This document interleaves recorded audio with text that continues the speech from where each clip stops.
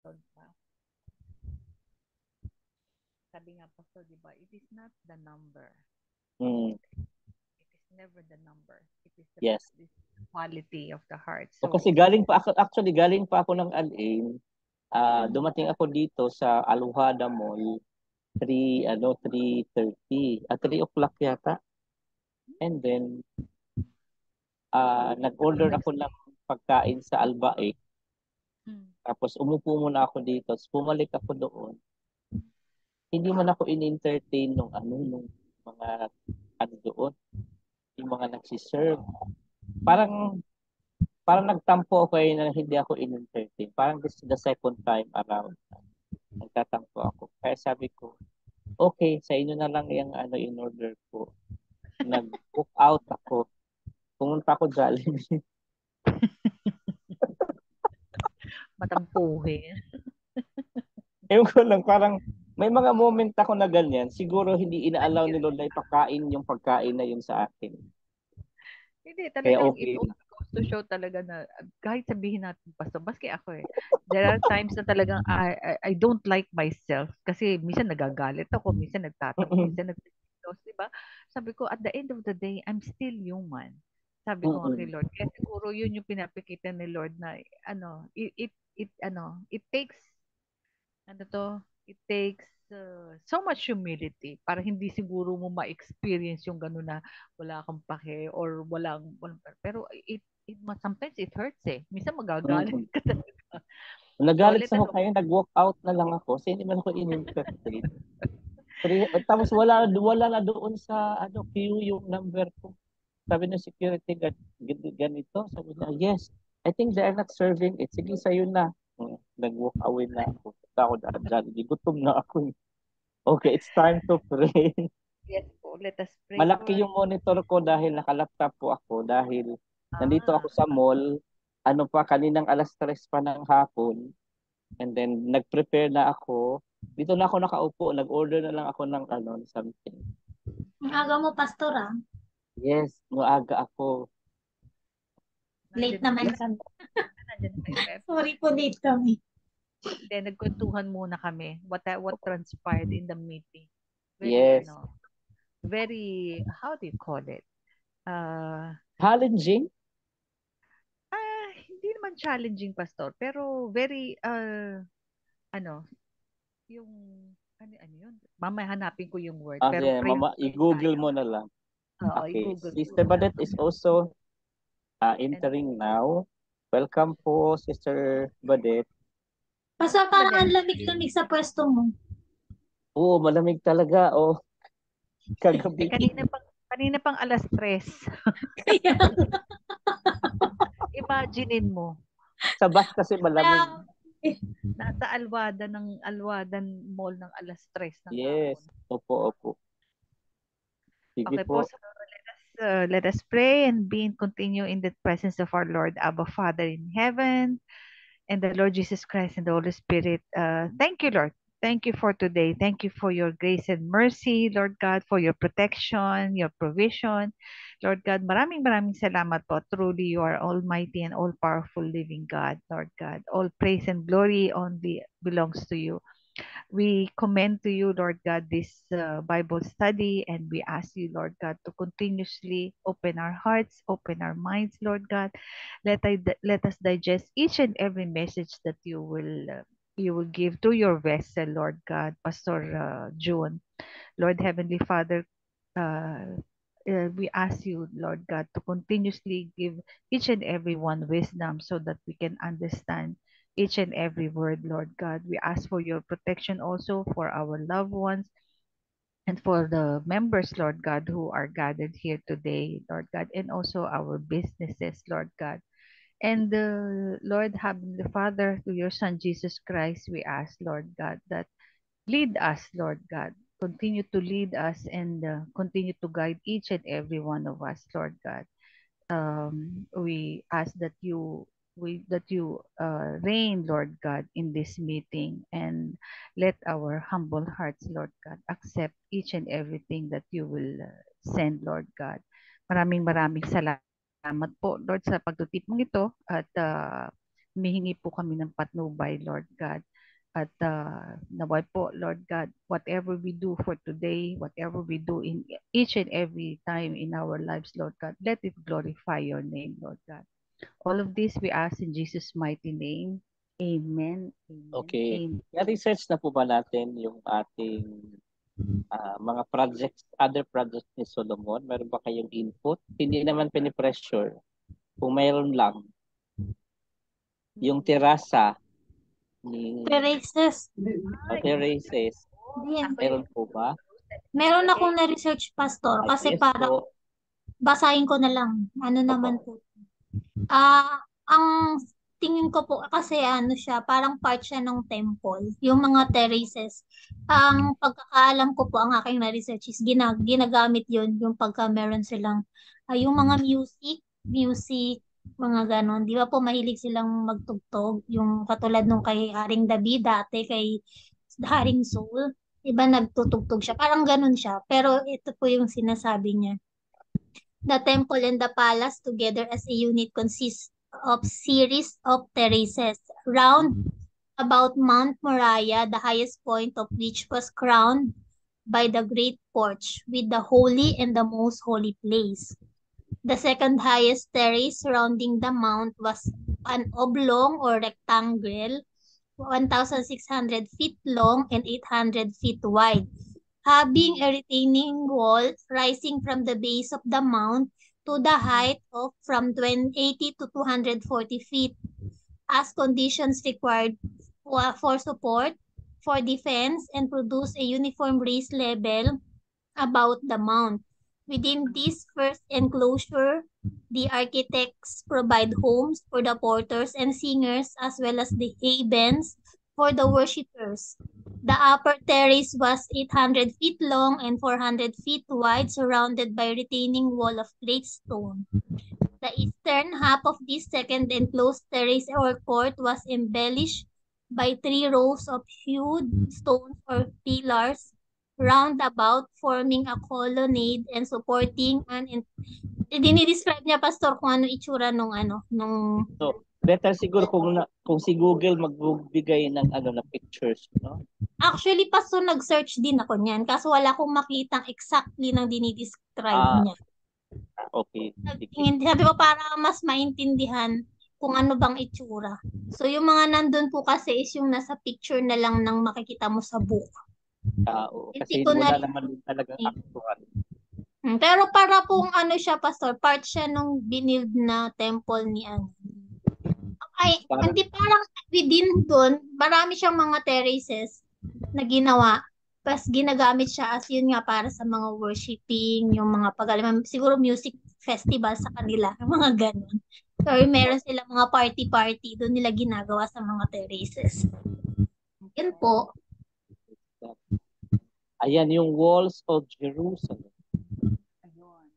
Sa akin naman yung walls of Jerusalem. Sabi nga sa 1 King 3:1, then Solomon formed a marriage alliance with Pharaoh, king of Egypt, and took Pharaoh's daughter and brought her to the city of David until he had finished building his own house and the house of the Lord and the walls around Jerusalem. So maliwanaw po si King Solomon yung nagtayo ng walls. Why? For protection. Diba? Yung walls ngayon, inaalam kasi natin is the walls of Jerusalem the same as the Wailing Wall. Ang yung we all know po na nung dumating ang mga Babylonian king Nebuchadnezzar, sinira po talaga nila yung temple, yung everything, and looted also. Ngayon po, the time of King Cyrus ba yun, and Nehemiah, they started to I-rebuild. rebuild the temple. Pero ang tagal, 'di ba, Pastor? Maraming nangyari din. So, a part of that, the Western Wall or the way, Yung question kanina, was it the Wailing Wall or was just the border walls talaga as protection?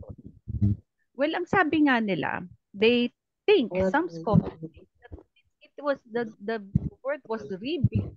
So, it Project. the same place. Project Okay. na binil ni Solomon. Western Pero Wall or most likely ang Jerusalem parang walled city. Yes, walled city. Oo, Walled kasi city. nga, Parang intramuros lang. correct. Ngayon, ito pala, during the time of King Herod, siya yun ang ginawa niya. Yung nag-expand siya, yung expansion of Second Temple. Kaya lang, dinestroy uli ng Romans yung ginawa na, yung wall nga na pinagawa ni Herod. Oh. Ang kaya pala tinawag na Wailing Wall is nakita ng mga Israelites kung ano yung pinagdaanan, 'di ba? Yung mga imagine from it was built in 20 BC and the Romans destroyed the temple in 70 CE. Kumbaga sa ano? Tagal. Oo, matagal, pastor. BCE tapos naging CE, 'di ba? Common era na. Christian. Tawag nilang Wailing Wall is yung to express yung kanilang talagang pagdurusa na na nangyari dun sa kanilang sa templo ng kanilang ng Panginoon. So yun ang kaya nga yung question is the wall of Jerusalem is the same as the Wailing Wall. Most probably because when you say that it is kasi yung hindi lang naman kasi isang portion niya, di ba, pastor? Kasi sabi nga nila the western wall daw kasi is located sa other side, kumbaga sa yung sa west, sa southern side yata, where Al-Aqsa Mosque and the Dome of the Rock. Nilapit mo. Ay, yun yung contend nila, yung di ba sa mga Muslim, Al-Aqsa Mosque and the Dome of the Rock. Yung nakikita natin na cover. So, di ba, yun ang inaano nila na yun andun yung part ng Wailing Wall. Kaya, di ba, meron ding I think it was, I don't know which sa Bible na that there will be a rebuilding again of the third temple, and that would be, di ba? So yung question na is it the same?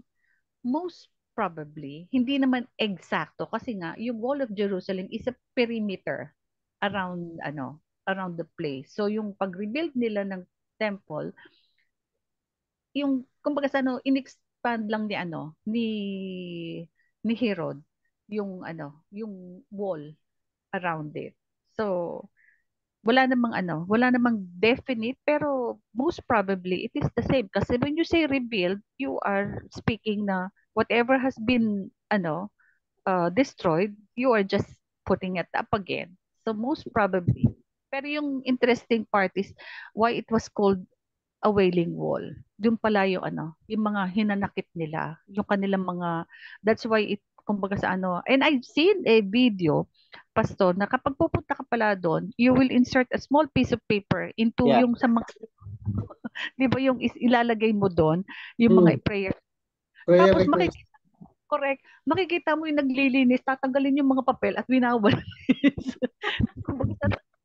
Sabi ko ang ganyan, hindi man lang ilagay sa basket. Kasi syempre yung mga tao naglagay ng prayer doon with the intention na sana marinig ni Lord. And then you will see that ito yung tao, huhugot lang, tapos walis. Kumbaga sa nawawala yung nawawala yung essence ng ng kumbaga sa ng pagka-holiness ng kanilang intention to to prayers to the Lord. So yun lang po. But it's Si Hazor muna, si Hazor. Pastor, yung Hazor, nakalagay dito, the city was rebuilt and fortified by King Solomon. So, before pa, nandun na pala siya. Hazor is the largest biblical era site in Israel. Nirebuilt lang siya ni Haring Solomon. Pero, according to my best friend, Hazor is presently one of the Israel's national park as of now. As of now. As of now. So, nandun pa rin siya hanggang ngayon. Kaya lang siya, siguro lumiit na siya. Pero hindi na siya kanong kasi before during Canaan's time, nandun na siya eh. Canaanite era, bago pa pumasok ang Israel, nandun na siya eh. So Hazor is the largest biblical era sites, around 200 acres. Kaya lang, nung time ni Solomon, it was rebuilt and fortified by King Solomon. Nakikita natin yun. Sa panahon din ni Ahab tsaka ni Jeroboam until it's final destruction by the Assyrians. Nawala. So ngayon, it is a park na lang siya. National park na lang siya. So may landmark pa din na makikita. So yun na lang ang ano niya, parang ano na lang siya, yung remnants. Remnants. Remnants na lang. Okay. Although partly discussed before, yung Megiddo sa Gezer, meron ka pa bang other information, Sister Badet? Yung ano po, yung Megiddo, Gezer, at saka yung Gezer po, ito po yung tinatawag nila na Solomonic Gates. Ito po yung sabi po dito sa Google. Siya po Sabi ni Beshi. Si Solomon po ang nag-build nito para po siya sa oncoming military attacks. Kumbaga pinapalakas niya yung pag fortification, 'di ba, yung pinapatibay or pinapalakas. Tama po ba? Correct. Yung place na ito nga yung Solomonic Gates na to para maprotektahan yung cities. Tapos doon naman po sa Megiddo, nabasa ko rin po na meron siyang ibang salitang salin na Armageddon, which is mababasa natin sa Revelation, na ang prophecy po, dun po magsisimula. Parang dun po yung war. Kumbaga, magagather po yung mga armies for a battle during the end times. Yung Megiddo po. Okay, di ba? Kaya may prophecy, kapag dumating ng prophecy na kung saan Israel ay paninibiran na mga bansa. Perhaps ito yung point of ito yung reference point na mangyayari. So we are being forewarned about it. So may additional tayo na information about it. We are just being informed a while in few weeks na yun ginawa ni Solomon na mga landmark project, yet may implications siya even up to our time. So I'll be sharing now my presentation. Hindi ko na isinil kay Sister Fe kasi laptop yung gamit ko, Sister Fe, kaya no problem, Pastor, kasi siya mayroong may charger yung aking kinalalagyan kaya hindi ako umalis dito. So yun, as promised po ay yung ating pag-share ng scripture ay gagawa na po natin ng pattern na ginagawa natin before, na dapat ang salita ng Diyos ay magsasalita talaga sa atin each time na binabasa natin ito. So kapag binabasa natin ang scripture, ina-apply po natin ang acronym na SPEAK. Yung sin to forsake, promise to claim, example to imitate, attitude to adapt, and then in the end, we're going to come up of what are we going to be taking away as our knowledge or principles na panghahawakan natin habang tayo po ay nabubuhay. So, always, sa susunod po na mag-share ng Word of God, isang verse lang po ang mag-share, itong pattern din ang gagamitin natin. Ang scripture natin today is, bago pala ang scripture ay meron tayong method na gagamitin sa pag-i-interpret ng Word of God. For example, sa sin to forsake, meron bang literal na kasalanan na mention doon sa talata? Meron bang symbolic or figurative na kasalanan? Meron bang implied na kasalanan doon sa talatang binanggit? Ang isang example ng implied po ay yung sa 1 Corinthians chapter 6 verse 19, that do you not know that your body is a temple of the Holy Spirit? Kapag sinabing implied, hindi sinabing literal, hindi sinabing figurative, pero ipinapahiwatig. Sa usaping temple ng Holy Spirit yung katawan natin. Ang tanong, pwede mag-drugs? Pwede mag-drug? pwedeng gumamit ng bawal na gamot based Of- dun sa 1 Corinthians chapter 6 verse 19. Hindi ko Pwede o makuha. hindi. Ano ba yung Sabi ano? 'di ba? Sabi 'di ba, your body is the temple of the Holy Spirit. So ang mayroon bang implied na kasalanan doon? Mayroon bang pinaghiwatig na kasalanan doon? Kapag magtatanong sa atin, pwede palang gumamit ng drugs kasi wala namang sinabi doon ng literal.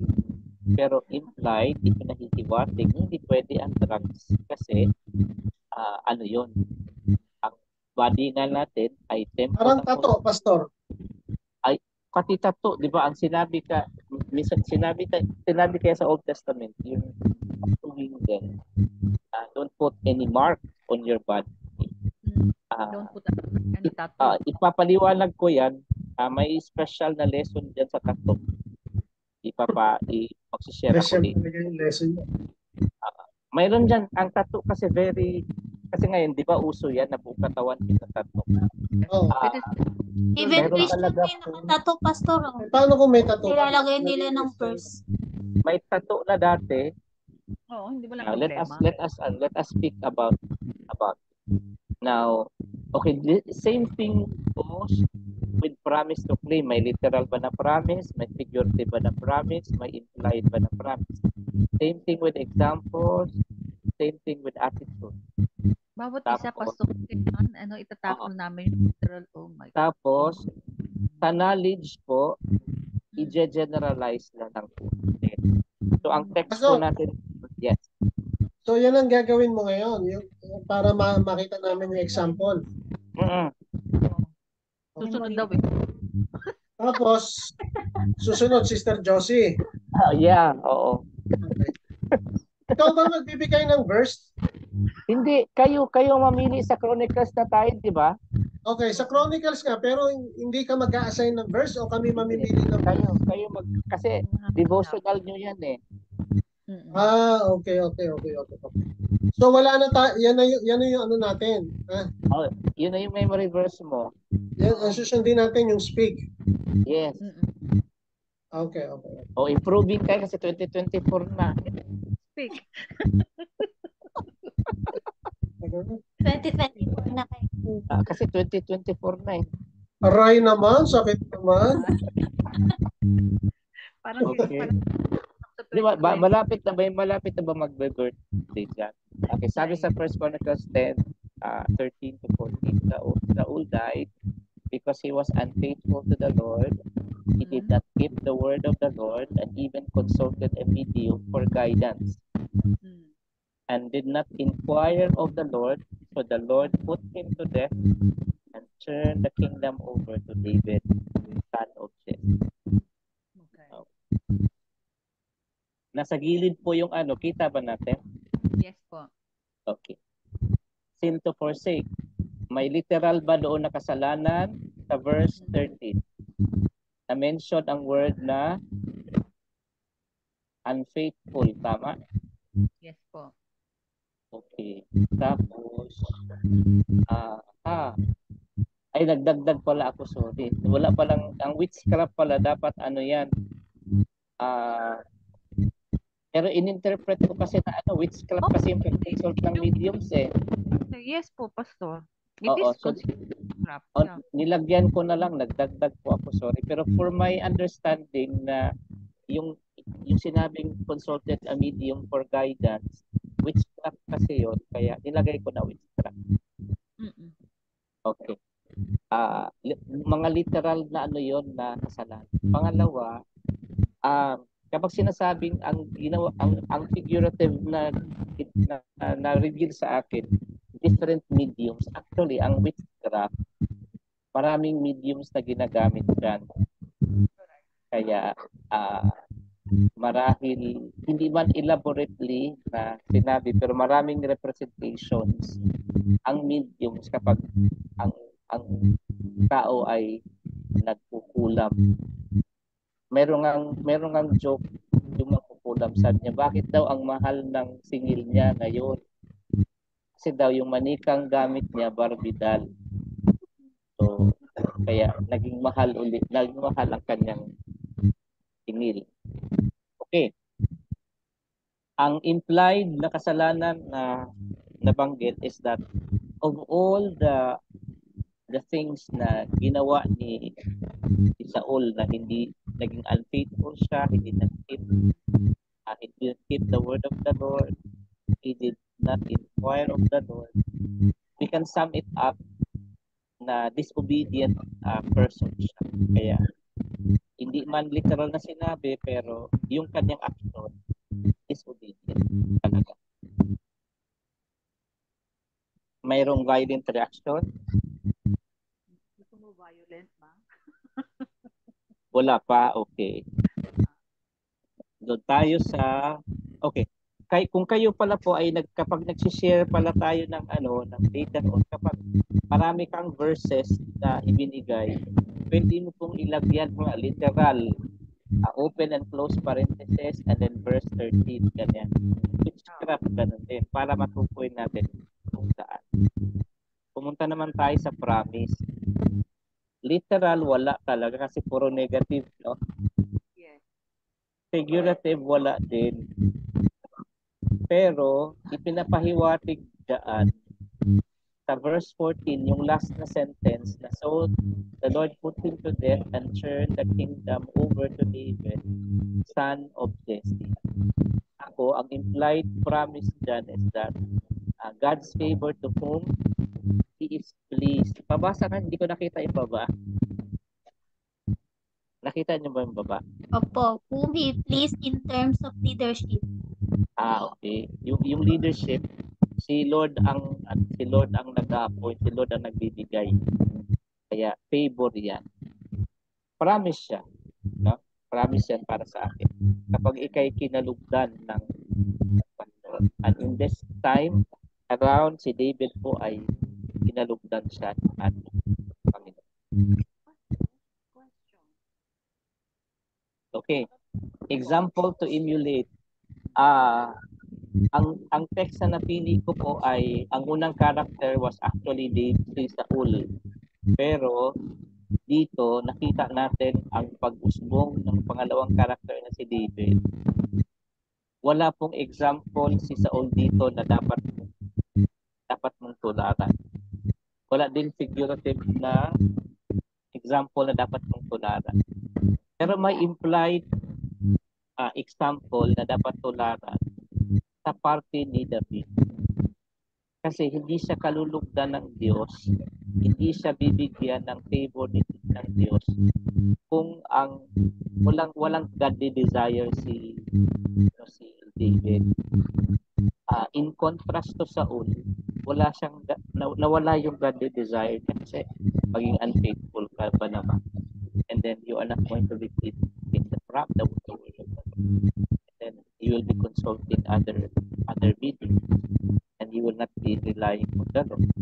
So, hindi yun in contrast to him. So, dito, umusbong yung example na pinapakita na there must be something kay David in his heart that he desired, godly desire, and that desire, kagaya ni Jabez, ay nakita ni Lord, kaya yung favor nasa kanya. Okay, press please. Kung gusto ko lang sabihin na press please, ako pala mag-press. Pang-apat po, attitude to adapt is that wala din siyang literal na attitude to adapt kasi mga negative nga yung yung ginagawa ni Saul. Wala din figurative. Pero implied, there must be something that God has been seeing in David, son of Jesse. Although the least of it, kung titingnan niyo po by history, how he was chosen. He was chosen to be the least. Kaya siya nga yung, siya nga yung huling, pinili. And kung titingnan niyo po sa structure ni David, hindi naman siya katangkaran. Yung kanyang mga kapatid matangkad at saka mayroon talagang itsura according to the scripture. So he was the least of it, but the Lord has been seeing his heart, his humility. Kaya the favor rest on Him. Okay. Lastly, ayan, yun lang. Yun na. Ano yung knowledge or principles to live by God is a just that tell us. May violent reaction. Balikan natin. May sasabihin? Ako, pastor, dun sa ano? Ano yun? Yes. Ano yung next slide? Mm. Ano pa yung next slide? Promise. Promise to play. Kasi dito sabi, Saul died because he was unfaithful to the Lord. Pwede mo sabihin promise to claim that when you are faithful to the Lord, you will live longer. Hindi naman yun di ba? Hindi Yes, naman yun yeah, you can. yun. Pwede mong i-reverse. Pwede mong Kasi i-reverse. I remember, di ba, yung commandment ni Lord, honor thy father and mother so that Yeah. Your life year, will be long. Yes. Yes, you will longer. So, dito siguro, sa akin pwede ko idagdag na ano, if you are obedient and follow God's commandment. Yeah. you will Okay, live that's one thing po pala ang for example, you already exhausted all the questioning there. Wala kayong makita, i-reverse psychology mo. Itong negative, unfaithful, gawin mo siyang positive. Ano kung naging faithful ka kay Lord? O di, ang promise ni Lord ay magkaroon ka ng longer life. Paano kung you are going to keep the word of the Lord? Paano kung you will inquire of the Lord? So, that's another aspect nitong ating. Okay. Mayroon pang violent reaction dito. Wala na. Dito. Dito may kumukontra. Wala po, guys. Wala po. He's just na. Kasi I know si Saul, binigyan naman siya ni Lord ng timetable Haba-haba. Tapos si David din naman, yung kanyang paghihintay face of mental, di ba? It really put David a test also whether ang batang kayang ito nagmamadali, mayroong kaya itong appointment, hindi, naghintay talaga siya. Okay, and you can notice na yung si David nung naghari siya, doon muna siya unang-una sa Hebron. Sa tandaan natin.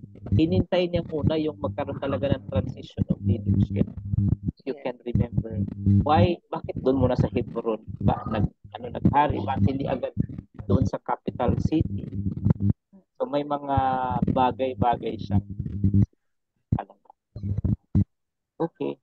Let's go now to our presentation.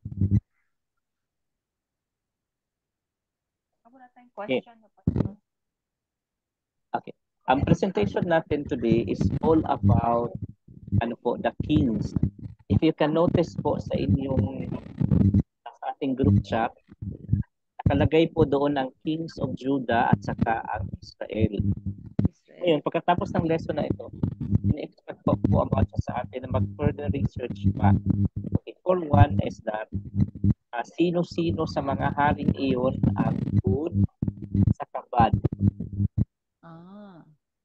Okay. Pangalawa is that sino sa kanila ang good at saka bad. Pangalawa, kasi ibibigay natin doon, sino kaya doon na naging good at saka bad. Pangalawa is that how long each of them reign. Okay. At gaano kahaba. And then pangatlo, ito na yung mo, di ba? Yung nasa sinen mo? Opo. Yun na yung listahan. Nandun din pagka-check okay o hindi. Tapos kung ilang years din nag-rate. Nandun na ba? Sige, nandun na pala. Pero yung whether good or bad, hindi nasabi, no? Ay, meron din. Pastor, may thumbs up ba to? Thumbs up sa thumbs up. Thumbs up pala. Meron na pala. Okay, wag na lang pala yan. Ano na lang? The manner of succession. Ano ibig sabihin ng the manner of succession? Kasi meron po sa kanila na nag-succeeded kasi namatay. Naturally. Meron naman succeeded kasi minurder. Okay. Gets natin? So yun na lang parang assignment natin. The manner by which they are being succeeded. Ang isang example is that some of them died naturally, kaya by way of succession, yung anak nila ang pumalit. Pangalawa, by way of murder. Merong minumurder dun eh. Kaya nagkaroon ng succession agad. Kung sino yung pumatay, siya yung pumalino. At saka makikita natin na parang yung cycle of events na yun, dahil sa ganong kapamaraanan mo siya ka naging hari, ganun ka rin sa kapamaraanan na rin na iyon, kaya ka nawalan ng trono. So may mga patayan talang nangyayari, most specifically sa Northern Kingdom, sa Israelite.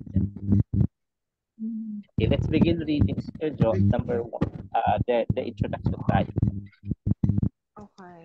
The historical kingdom of Israel existed as a united kingdom for only a brief period of time. As related in the Old Testament and the Hebrew Bible, it lasted for just a few generations. According to archaeologists, the Israelite kingdom might never have been united. The division between Judah and Israel may have been always been the historical fact. We have kept the traditional list here with the house of David ruling a unified Israel, but it may have been the case that David ruled just in Judah. Oh, Okay. Okay. Ngayon, titignan natin yung left side.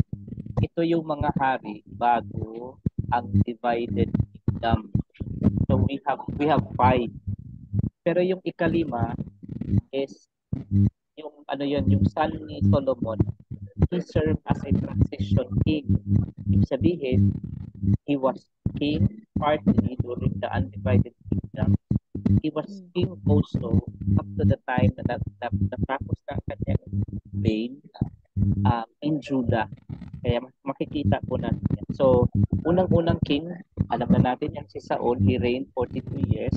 Hindi na natin yan i-discuss, but dito ang tone is that God is somewhat like having an issue with the Israelites, because instead of him being king, sabi ng mga Israelites, we want human king, similar with the other neighboring nations na meron silang tinatawag na human king. Pangalawa po ay we have Ishbosheth. Sino kakilala sa kanya?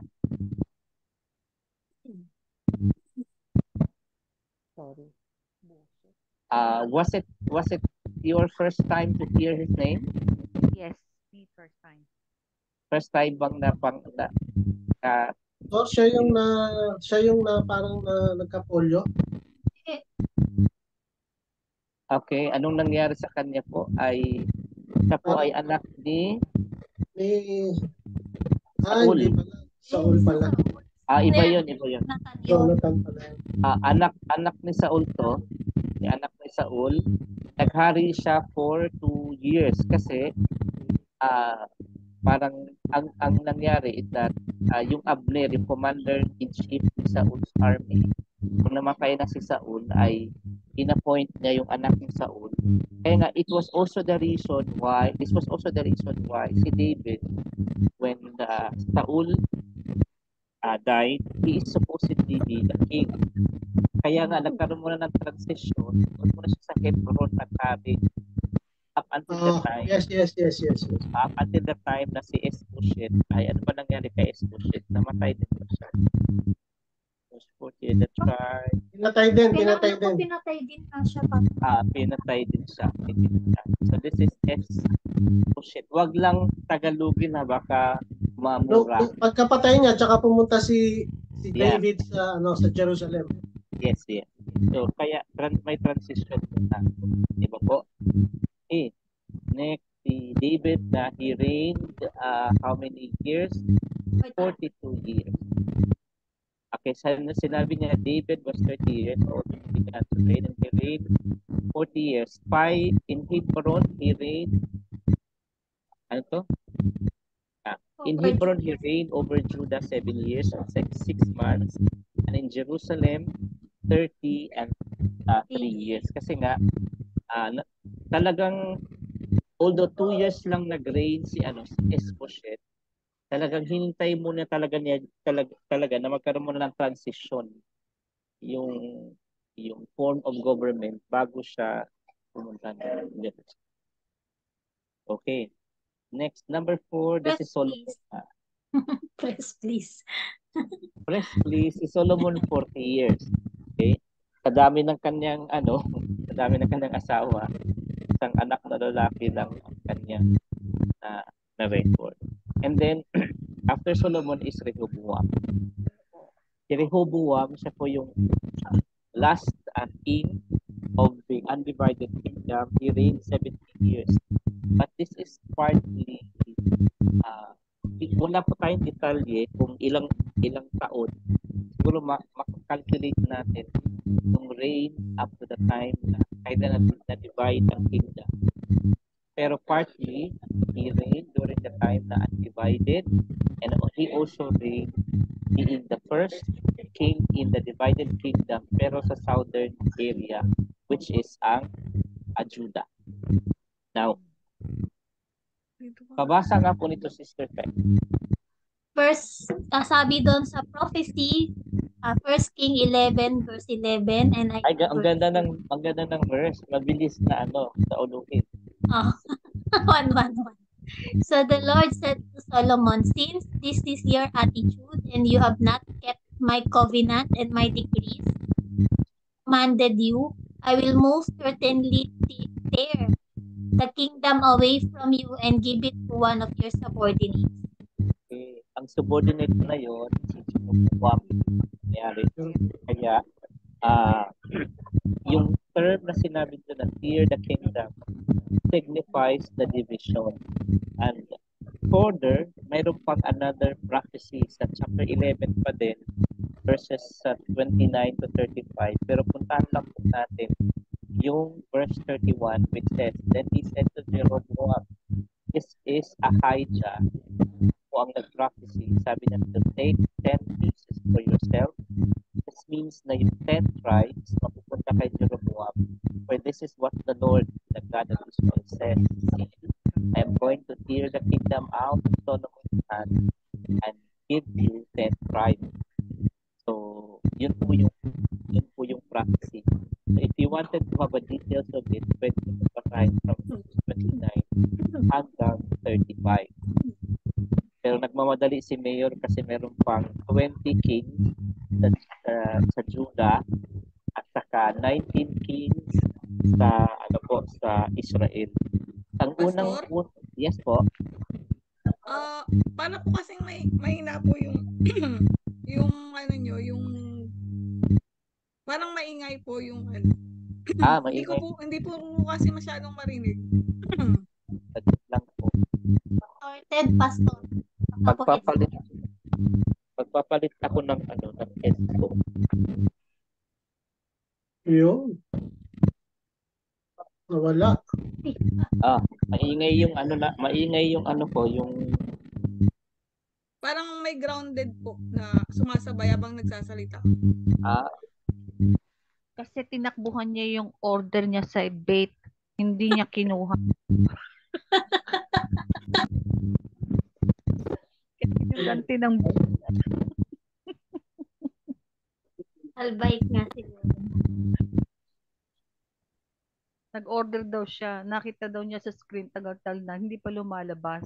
So nilayasan. Sa Jollibee siya po. Meron pa din yatang konti, no? Meron pa din? Hindi na masyado. Hindi katulad kanina. Kaya nangyari dito sa atin. Dito.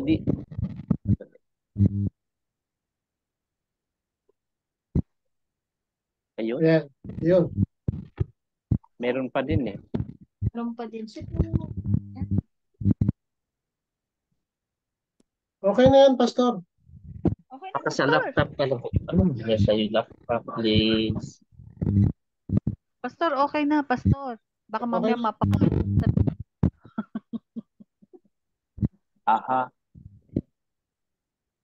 Sige daw, Ayan, wala na. Meron. Meron pa din meron sumasabay. background siya. Ha? Hindi, mag-ano ako dito. Pupunta ako sa mag-join ako. Dito ako sa aking cellphone kaya. Okay na, Pastor. Okay naman. Okay lang, Pastor. Hindi naman okay na. masyado na. Hindi naman masyado na. Hindi na masyado. Sige. Okay, si Rehoboam, siya yung anak ni siya yung anak ni Solomon.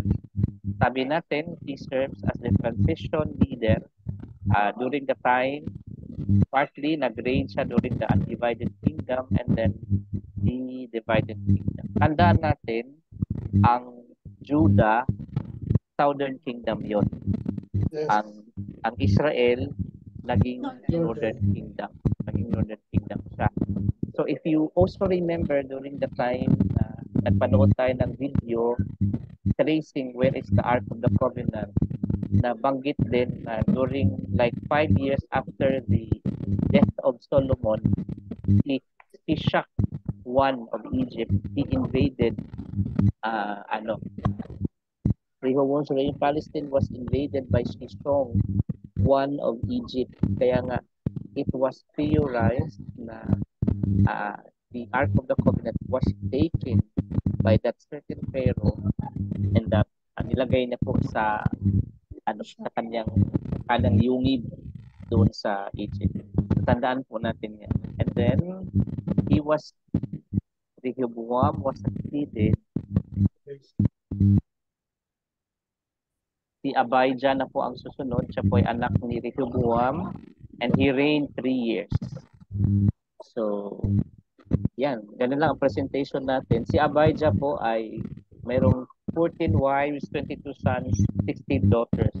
Kung titingnan natin, kung paramihan talaga ng anak, talagang makikita natin na pati yung lahi ni Solomon ay sumusunod sa yapak niya. Next si Asa. Sabi dito, Asa is one of the somewhat good kings of Judah. Okay, he's a son of a bad king, Abijah. Meron tayong makikita na something dito no, na it doesn't follow na porket ang tatay mo ay masama, ikaw din ay masama na din. Now, let's see, number 4, si Jehoshaphat, son of Asa. Siya po din po ay isang good king of Judea. So, yun po yung makikita natin sa kanya. And then, number 5, si Jehoram. Siya po ay anak ni Jehoshaphat. At dito po, mapapansin natin bakit na-mention ang Athaliah, si Athaliah po. At tandaan natin na symbolically, ang kings, kapag sinasabi natin, ang akala lang natin ay puro lalaki. Kasi kings nga, di ba, dapat queen ang ating iti-term kapag ang nagkahari ay babae. Pero in this manner ng pag-present ng Bible sa atin, I believe the Bible is presenting a more extensive meaning doon sa king, na hindi lang siya king na nag-refer labang sa gender, but king that represent a leader. Kasi later on makikita natin na si Athaliah ay nagiging leader din ng Judah, although babae siya. Babae siya, yes. So this time around, hindi natin i-discredit na hindi natin lilimitahan na ang definition ng king, literally, lalaki talaga siya. Pero figuratively, ang kanyang sinisimbolo ay leader. Kaya si Athaliah is also a leader in that sense. At she's the only woman to have reigned in Judah, no, among the kings na nakasabi. Si Jehoram nandoon, and then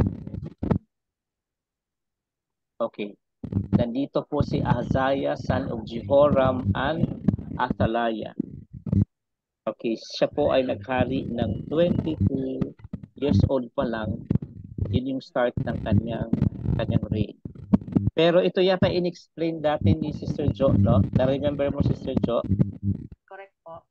Na may 22 years tapos may 42 years. And then the acceptable reasoning was that sabi sa 2 Kings chapter 8 verse 26 records when Ahaziah began full rolling with his father Jehoram, while 2 Chronicles 22 verse 2 records when Ahaziah began ruling on his own once his father Jehoram died. So ito yung acceptable na explanation that there was no conflict about how it was described historically, yung 22 years old at saka yung 42 years old.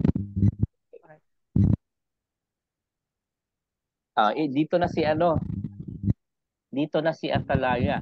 Si Athaliah po ay anak ng King Ahab ng Israel sa Northern Kingdom at saka yung evil na si Jezebel. Si Athaliah po ay wife ni Jehoram. So sabi dito, only queen to occupy the throne of Judah, the female monarch. Si Athaliah po ang kanyang pangalan.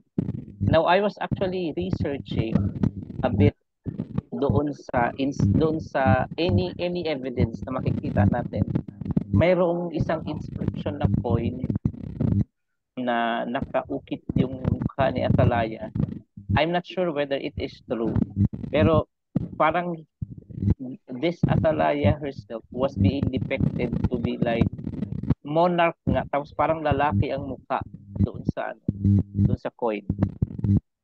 I'm not sure the reason behind why it has to be depicted like a man in the coin. Number 8, we have Joash.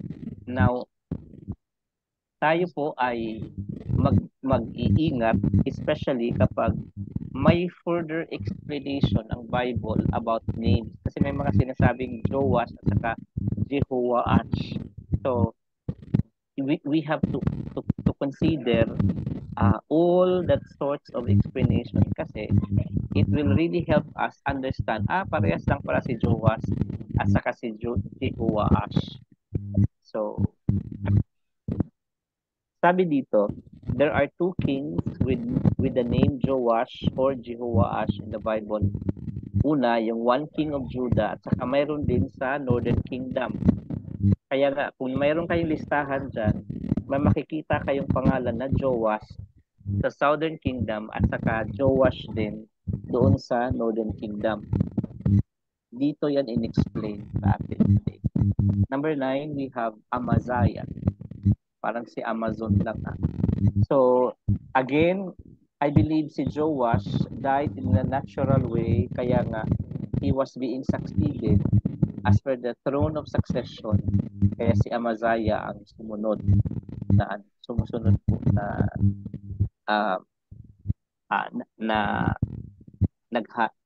naghari. I'm sorry. Hindi po pala siya hindi siya namatay naturally, minurder siya, pero yung succession kasi kung dahil mayroon namang son na sumunod, kaya naturally he was being appointed. Kaya lang nung siya po ay naghari, of course, ang kanya talagang unang responsibility of the day is to look for justice for the murderer of his father kasi his father was murdered.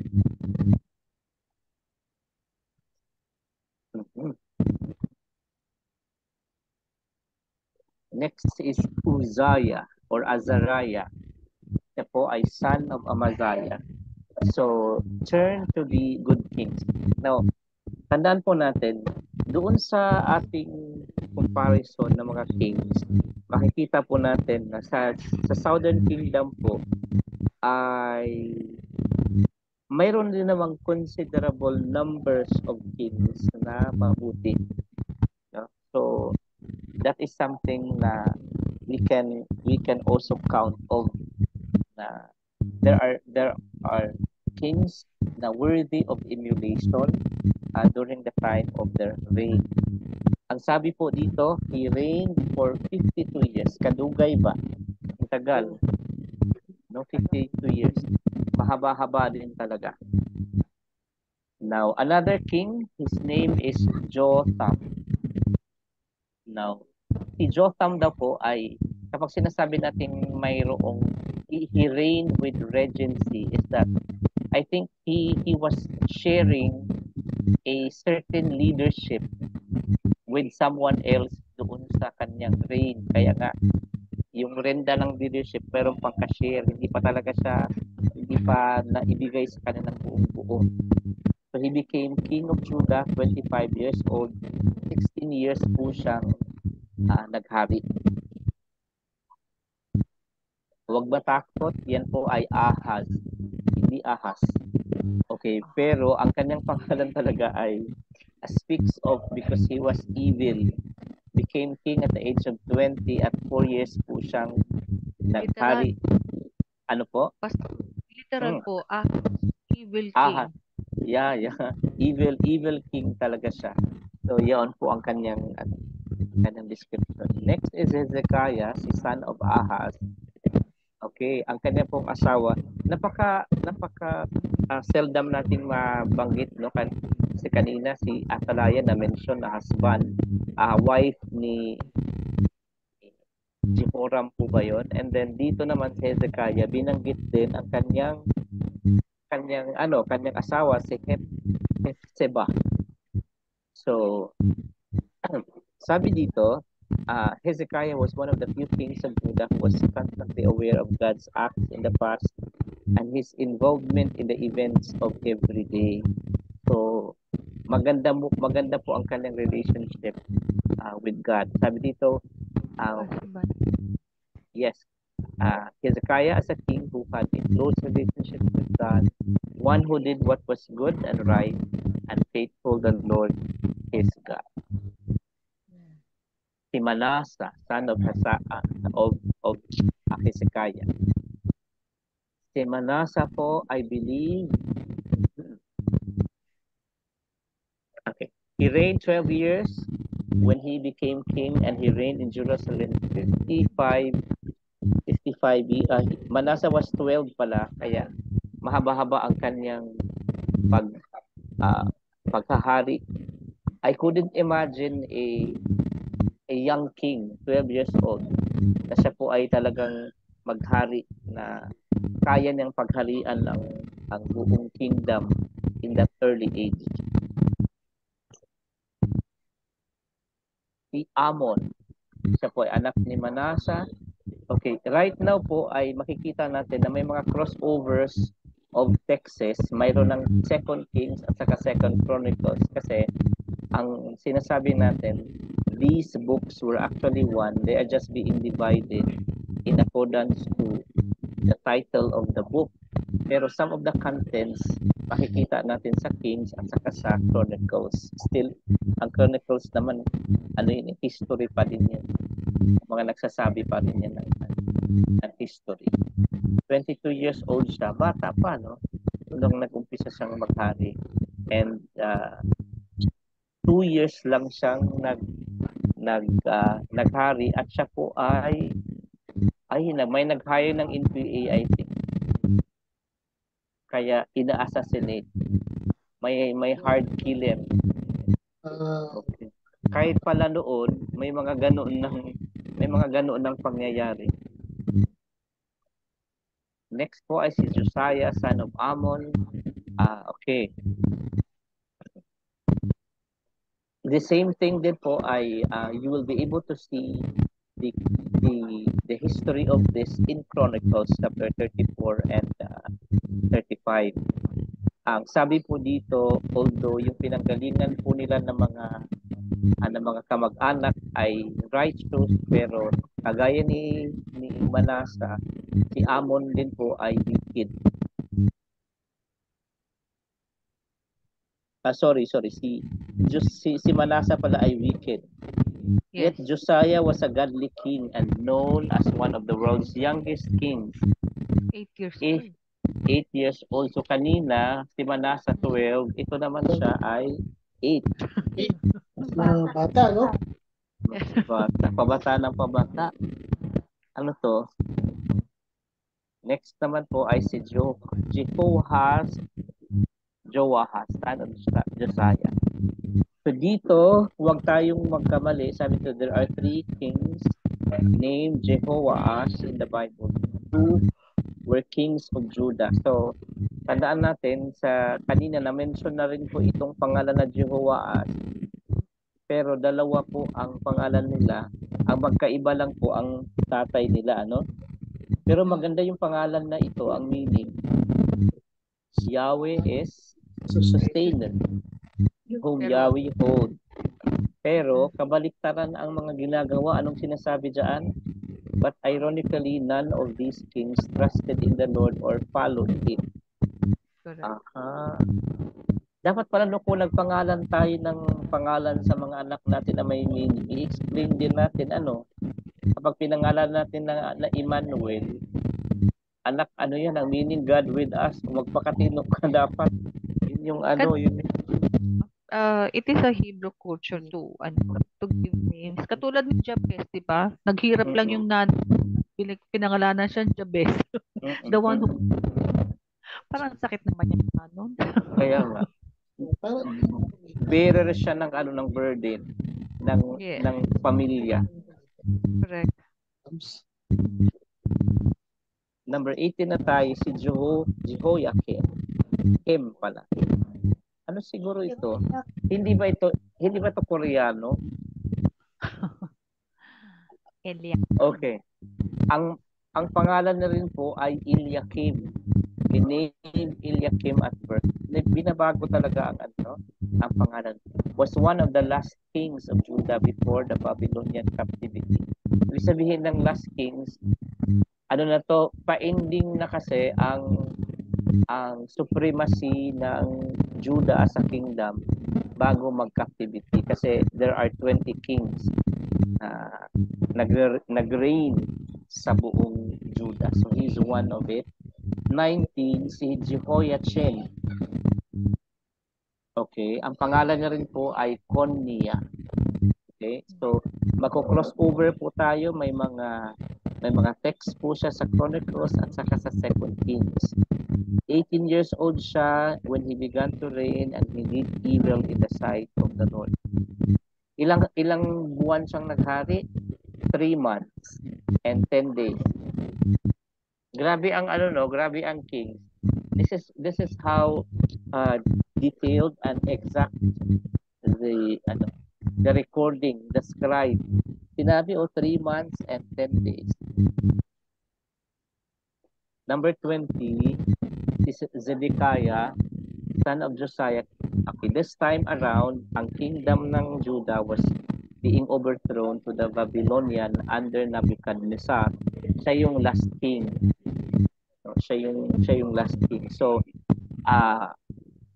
na-fall ang Babylon sa kingdom ng under Nebuchadnezzar on the 11th year. So, even if sasabihin natin na kumbaga we can say na ang kanyang paghahari sa Judah nag-end on the 11th year kasi hindi naman siya naghahari nung pumunta siya ng Babylon. Captive man siya unless may nilagay pa rin siya na puppet king. Okay. So dito na tayo ngayon sa tinatawag na Kings of Israel. Sa Northern Kingdom naman tayo. Kung kanina sinasabi natin may Jeroboam na successor, kaya nilalagay po natin ngayon yung Jeroboam 1 kasi may Jeroboam 2 Kaya ito yung prophecy ni Ahijah kay Jeroboam na take 10 tribes. So siya yung unang siya po yung unang hari ng Israel after it got split nung nagkaroon ng tearing down. Okay. He reigned 22 years. And then sinasabi itong he slept with his father, so namatay siya, and then naka-record din po. So ang other commentary to this is that si Jeroboam ay very skillful, subordinate siya ni Solomon before. Yes. Kaya lang according to the prophecy sa kanya mapupunta ang leadership for the 10 tribes, but for the sake of David, according to God, it will not be taken fully from Solomon. Number Actually, two, di ba pastor si wala naman siyang wala naman siyang kumbaga sa hindi siya galing yeah, sa royal. sa royal family. May mga Kumbaga sa may mga succession dito talaga na hindi sa royal family. oo. And then kaya nga di ba mayroong mga nag-murder, mamaya makikita po natin si Zimri, si Omri, si Pikeya. May mga minurder nila, and then after they murdered, sila yung in-appoint as king. Next to that, we have Nadab. Siguro ngayon, we will just have this kind of presentation pa na sunod-sunod. Si Nadab, parang ngayon ba, may naririnig pa rin kayo mga pangalan na Nadab? Di ba yung mga Arabic na pangalan na Nadab? Sounds like, no? May mga pangalan pa din na ganoon ang sound. Kahit yung mga Syrian, may mga ganyang pangalan, or Jordanian, may mga ganong pangalan. Number 3, Baasha. So, tandaan na. Okay. Si Baasha naman ay he overthrew Nadab. So, dito na nag-uumpisa yung mga murder. Dito na nag-uumpisa yung hatred. To a point na nasasalin-salin yan by history na, ikaw pala ay pinatay mo yung aking tatay. I just watched a movie, Kingdom din siya eh. Tapos doon sa archives ng kaharian ay they kept yung kainet o yung singsing ng hari na kanilang pinarusahan. And then ang nangyari is that noong it's supposedly yung anak ng hari na maghahari na dapat mag-assume ng leadership, diniscourage nila, sinabing, you can see this ring, this will happen also to you, same as the fate of your father whom we have parang binarote yata doon sa plaza. So nauso talaga yung ganoong kalakarang inggit sa paghahari even during this time sa Baasa. So si Baasa, he overthrew Nadab, kaya siya naging hari. Madahas. Okay, and after Baasa we have Ela. Pilipino yata to kasi Ela. Mayroong pangalang Ela. Okay, next is we have Zimri. O, di ba? Ito yung sinasabi ko sa iyo. Kanina, ang pinatay ni Baasa si Nadab. Ngayon naman, ang in-overthrow naman ni Zimri ay yung anak ni Nadab. Ni Baasa, sorry. So, salin-salin lang. Tandaan natin, there are 2 people named Zimri mentioned in the Bible. Nandoon sa Numbers chapter 24, 5 verse 14, which is malayo na iyon. Ang second, ito yung of whom we know more, became the 5th king in the northern kingdom of Israel. Okay, so yun yung pagkakaiba sa kanya. Mayroong sa Numbers at saka mayroon din sa 1 Kings chapter 16. Makikita po natin dito. Pero yung ginawa ni Zimri during the time sa 1 Kings chapter 16, tresonos, talagang treson why he became king. Pero his brief reign, 7 days lang. Right? 7 days. And then he committed suicide. Para tong si Judas Iscariot. Okay, he commits suicide before he could be assassinated by the next king. So, hindi na. Okay. Alam na. So, sunod po ay si Omri. No, si Omri ang sunod. He was the 6th king to ascend on the throne in the northern kingdom. Pastor, question. Yes. He overthrew Simri. Tapos si ano, hindi naman sila kasama doon sa royal family, di ba? Meaning, ano sila? Ano? Ito Ano po, lang sa ano? Kasi since Saling they're not, pusa. oo, parang katulad ng mga militar, hindi naman sila talaga Okay. mga congressman na Oo. pwedeng tumakbo ng presidente, but they can overthrow the government. Parang ganun ba yon? Oo. Kasi I can see them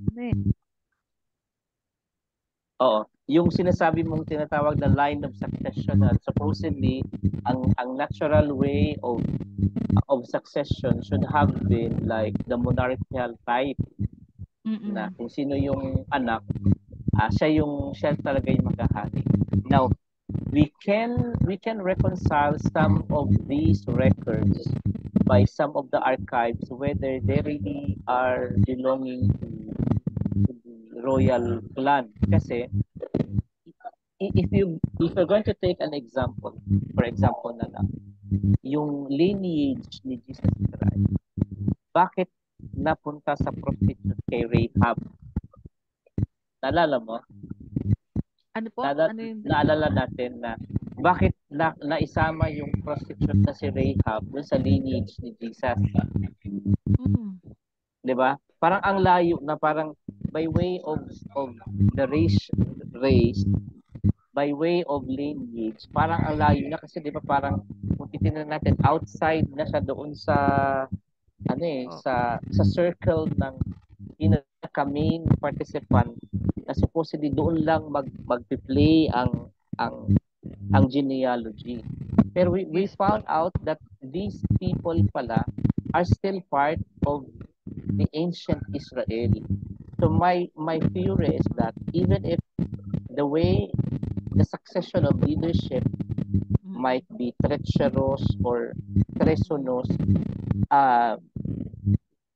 we can trace by way of researching na some of them, these people might still be in line with the leadership succession by way of, although very treacherous yung kanyang kapamaraanan, pero we have to trace, kaya nga siguro by way of tracing, kaninong anak ba sila?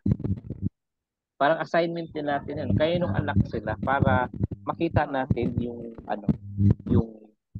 yung genealogy, kung saan pumunta, saan nanggaling, whether na-fulfill ba talaga yung promise na the kingdom of David will not end. Sige, gawin natin ng research. Next is si Ahab, the husband ni Jezebel. Sila yung very evil. At saka ito pang si Jezebel. In fact, si Jezebel yata ini-immortalize pa itong mga character niya into some characters na talagang very very frightening. Correct. Pero evil siya. Next si Ahaziah. And then again, may note dito, there are two kings named Ahaziah in the Bible. One ruled in the northern kingdom of Israel and the other in the southern kingdom. So makikita mo ang kanyang pangalan both sa southern at saka sa northern kingdom. Kaya wag po tayong malito doon na bakit may Ahaziah doon sa southern at saka sa northern. Jehoram or Joram. Okay? The other Jehoram or Joram, son of Ahab, took the throne of Israel in the second year of his brother-in-law in Judah. So mayroon din pong isang Jehoram or Joram sa Judah, and literally they are brother-in-law. Brother-in-law po sila. Magkapares ng pangalan, tapos brother-in-law pa. Kasi nga yung isang Jehoram doon sa Judah, asawa niya si Athaliah, na anak ni Ahab at saka ni Jezebel. Okay, number 10, ito yung murderer yata, si Jehu. Sabi dito, he overthrew Jehoram. Before his reign as king, Jehoram functioned as a commander in the army of Ahab, so commander-in-chief then in the northern kingdom of Israel. Jehu was the son of Jehoshaphat, although he is more commonly mentioned as son of Nimshi, his grandfather. Perhaps because Nimshi was more well-known. Tandaan kasi natin, di ba, naalala niyo po yung aking yung ating in-emphasize kahit dito sa mga Arab, 'di ba yung bin Sayyid, bin Ahnayan, san kasi ang ibig sabihin mo. Kaya huwag tayong malito kapag ang pangalan ay in-associate kay Nimshi, grandfather na yun, pero mention son of Nimshi. It means generation of Nimshi. Okay. Jehu's name, meaning Yahweh is He, portrays well his future God-given task to obliterate the house of Ahab, along with the worship of Baal that pervaded Israel at the time. Jehu reigned over Israel a total of 28 years. Matagal-tagal din. And succeeded by his son, Jehoahaz. Meron uli na Jehoahaz. Okay. Kaya, mayroon itong nabanggit na pangalan na Jehoahaz before, pero dapat alam natin kung sino ang tatay para ma-distinguish natin who he really is. Number 12, Jehoash. So again, there are two kings in the name of Jehoash or Jehoash in the Bible. One king of Judah at mayroon din sa Israel. Okay. Si Jeroboam the second na ito, kasi yung una, Jeroboam the first, yung kung saan ay si Ahijah nag-prophesy. Sabi dito, he reigned 41 years. Matatagpuan po natin yan sa 2 Kings 14:22-29. Si Jehu, okay, ito yung explanation niya. Jehu's son was Jehoahaz. Jehoahaz's son was Jehoash. And Jehoash son was Jeroboam the second. Puro kasi mahirap ang pangalan. Mas madali ang simplisyo. Saka halos pare-parehas ang tunog, Pastor. Pare-parehas ang tunog. Number 14, Zechariah. Ayan, medyo na iba. Okay, naiba siya. Si King Zechariah, 6 months lang siyang nag-reign. Madali lang, nagmamadali. Next is Shalom. Ito naman, overthrow Zechariah. Pero iba yung spelling, no? One lang, Pastor. Hindi peace. 1 month lang siya. 1 month lang siya nag-reign. Next is Menahem. Overthrow naman kay Shalom. 10 years siya, 10 years. Okay, 10 years siyang nag-reign. Next is we have si Pekahaya. Narinig niyo na to? Ngayon lang King Pekahaya was the 17th king to rule in the northern kingdom of Israel. 2 years po siyang naghari. Tyrant siya, Pastor, tyrant. Tyrant, very tyrant. Number 18, si Pekah. Kung may Pekahaya, may Pekah. Okay, ganun din, he overthrew Pekahaya, and then si Pekah na ang sunod. Ilang taon siyang naghari? 20 years. Anong sinabi dyan sa commentary? The kingdom was approaching extinction na kasi meron na maghahari during this time. The political climate was hostile and kings rose and fell so quickly. Kaya nga merong 6 months lang. Sabi dito, Shalom killed King Zechariah and seized the throne. Then Menahem killed Shalom and seized the throne. Then Menahem's son, Pekah, inherited the throne in peace. But Pekah came to kill Pekah to take the throne by force. Now Pekah, son of Remaliah, ruled as king. Ika-18th king po siya. 19, last na po ito. 19, he overthrew Pekah kingdom during the time pumunta ang Assyria under Sargon II. He reigned 9 years. Yes. Ang nangyayari, very evil during that time. 9 years po siyang naghari. So, yan, ang assignment po natin is that paano sila, the way of succession. May nakalagay naman pala dito sa ating mga ay malaki-laki naman pala yung ating screen, Yes po. Malaki-laki naman ang ating screen. So, Okay po. In summary, mas maraming evil na king sa Northern. Israel. Sa northern Kingdom. kaysa sa southern. Oo. Parang Maski wala nga comment na parang all of them are evil sa Northern Kingdom. Wala nga comment dito, lahat evil sa Northern Kingdom. Sa Southern Kingdom may mapipili pa eh. Sa Northern Kingdom walang napili. halos wala. Oo, parang Si Jeho naman kasi very yung kanyang aggressive yung kanyang approach kasi to put an end, especially yung idolatry ni Ahab during that time. Pero talaga Okay. siguro ako siguro tao doon during that time, malilito ako may papatayin, may tatayo iba, may papatayin, may tatayo iba.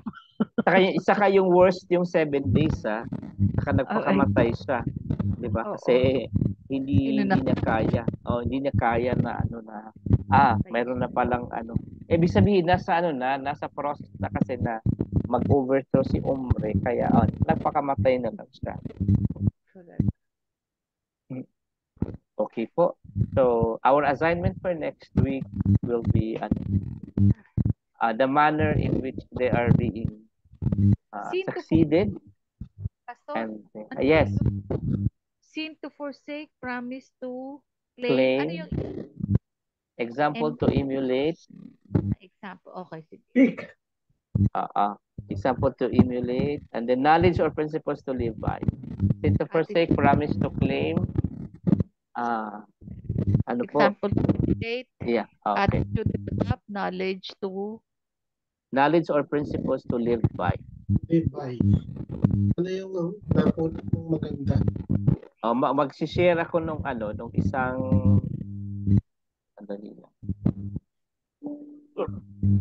ibalik ko nga yun. Picture. Ayun. yan. Okay. Yeah. Okay. Okay. Brother Ibig, let's close na in prayer. Sige po. Father God, thank you. Salamat po, Panginoon, sa pagkakataong pinagkaloob mo sa amin. Muli ay pag-aralan namin, Panginoon, yung history ng Panginoon. At magkaroon kami ng pagkakataong mapulot ang aral, Panginoon. Father, we thank you. Father, we bless you. Salamat po sa gabing ito, Lord. Pahintulutan mo pong makauwi si Pastor Jun ng maayos sa bahay, Panginoon. Pero din, dalangin namin yan ang masarap na pagtulog ng iyong bigay mo po yung aming kalakasan at Panginoon, pagilingin mo ang salamat, Lord, sa araw na to. Po kami sa Panginoon para gawin yung mga dapat namin gawin. Higit sa lahat, Panginoon, dapat namin unahin ka, mag-aral, magkakilala ka, Panginoon. Iasa sa iyo, Panginoon, ang tuloy na manampalataya sa iyo sa buhay, sa aming pamilya, sa aming mga gawa, lahat ng aspeto ng buhay namin. Kaloob, Panginoon. And then, pagbiyahin nila Pastor Martin sa tomorrow, praying Lord Jesus, ito po ang patuloy na humipo sa kanila, nilang pag-uwi, Panginoon, at sa bahay. It will continue to pray sa kanyang kumpanya na ipagkaloob yung kanyang salary leave, Panginoon, kanyang sweldo, Panginoon, at yung kanyang special leave, Panginoon. Maraming salamat po. Muli mo silang ibalik sa loob. Thank you, Lord, for all of this. Salamat sa ito. We honor you, we praise you in Jesus' name. Amen. Amen. Amen po. Dali. Okay. Picture. Picture. Kaya pala yung pangalan ng president.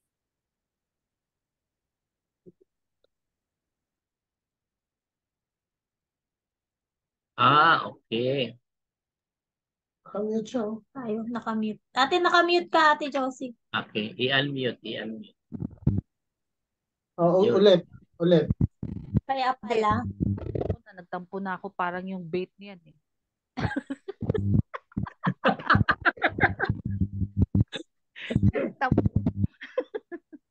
Hindi ako ayaw siguro ipakain sa akin yung food. Kaya alam ko na yan. Sa security guard na yun. Sa security guard. Oo. Ano yan, Pastor? Ano yan? Implied, figurative, at saka yung literal. Ikaw next week, ha? Sister Josie?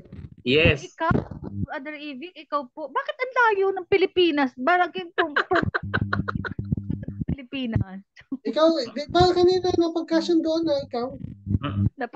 Doon, ikaw lang naman nagsasalita dyan. Sige na, oo. O sige na nga po.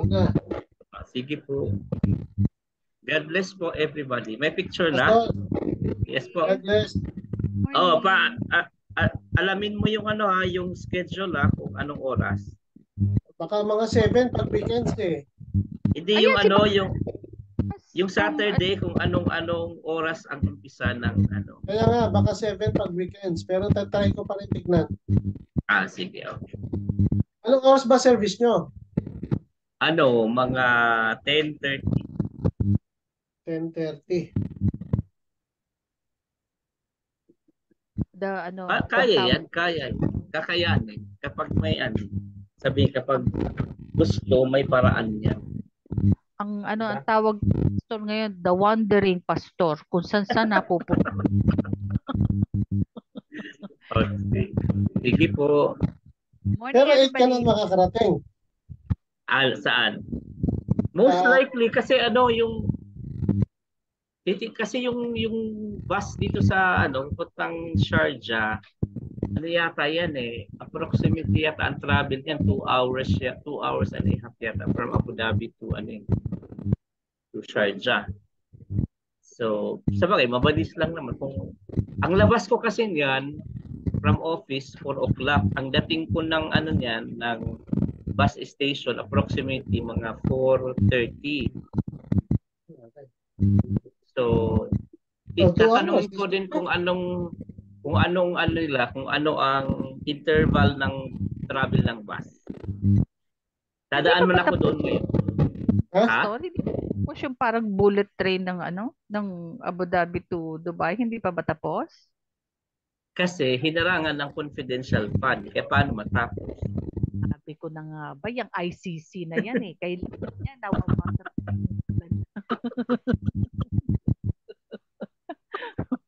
Matatapang to mga Pilipino. Amin to. Dala kayong tabo, umater ka naman. Hindi naman sila tumuloy. Natakot din. Hindi tumuloy yung kaya nga nakarating si General Brown, pero ang hindi tumuloy. General, pero yung mga volunteer. Na ship na ang takbo lang 10 na. Pero alam mo, sobra naman, nakakabwisit naman na talaga. Masyado na, sobra na sila. Kumbaga wala ka lang talagang David and Goliath. David and Goliath. Masyado na silang nambubuli talaga. Para naman yan, Tito Ivy, nasa Revelation naman, diba? The man from the east, diba? We all know that. Oo nga, kaya lang talagang siyempre pag nando ka sa sitwasyon, pag napapanood mo, nabubwisit ka.